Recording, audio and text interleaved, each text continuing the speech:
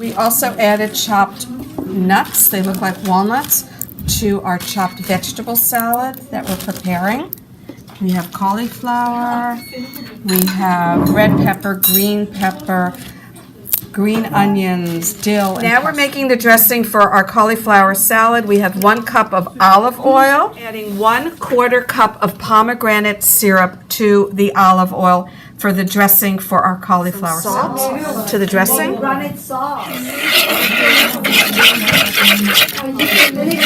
Cauliflower and the broccoli florets to the chopped vegetables. Stirring the olive oil and the pomegranate syrup and salt, and now we're going to add that as our dressing for our salad. So sometimes the salad also includes fresh pomegranate kernels.